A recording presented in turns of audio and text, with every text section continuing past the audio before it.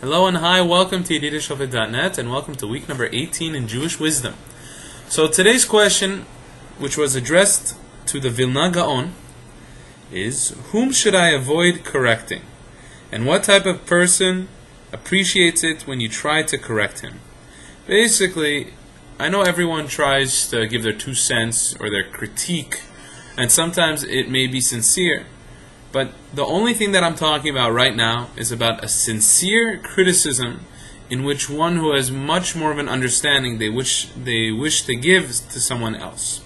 And they're doing this out of pure love, not for any other motivation, not for any ulterior motive.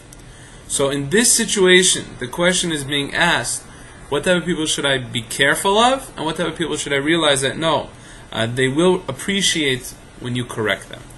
So the Vilna Gaon says, first of all, the people you have to be careful of are considered the evil people. Meaning, after you correct them, they're going to start slandering you. They're going to start hating you because they have an ability to just have verbal abuse. Because that's how their characteristics are. That's their personality. You tell them something, they'll snap back at you because of that. The second one is the people who are physically abusive. Now those people, you can tell them something, not only will they just take it in, but they'll take it in, and because of that, they'll hit you for it. And that's not the type of people you want to even try to critique, no matter how sincere you are. You have to be careful of it. However, those people in which that you try to critique are one who you believe is a wise person who is actually willing in order to start working on himself. Because his whole goal is called self-improvement. And because of that self-improvement, he wishes to actually improve. So he'll love it. And the rabbi, he elaborates on this, a very beautiful idea. He says your attitude of how you react to someone else's critique actually reveals who you really are. What's your personality? For instance, if you react in good spirits to, let's say, a criticism, and you appreciate the person's criticism, and you say thank you, what does that show? It shows that you actually want to be a good person.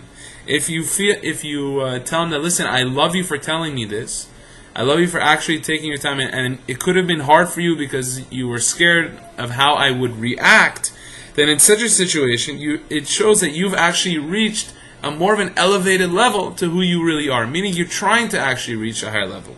However, if you become angry at the person, and you tell them that, Toki hasti, as they say in Farsi, who do you think you are?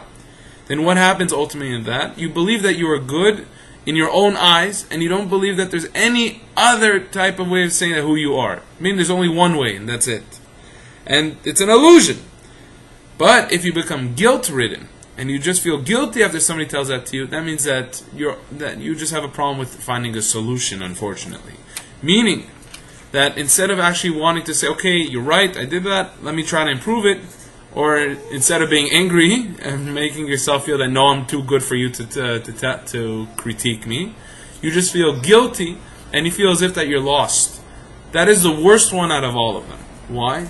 Because the whole idea about this, when a person corrects you, and I'm not talking about correcting to making fun, I'm not talking about correcting in order to bother the person, I'm talking about a sincere criticism, one out of love, one in order to actually help you become a better person.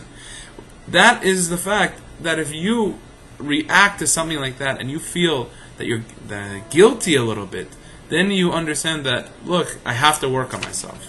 Because the whole idea of responding shows what your true personality is. And by developing a true personality of wanting to improve, that shows how great of a character you can have. And ultimately, I wish everyone to have that cheshek, which means to have that ability, that want, in order to be a better person, to strive to be a better talmid, as we call it. Have a beautiful day.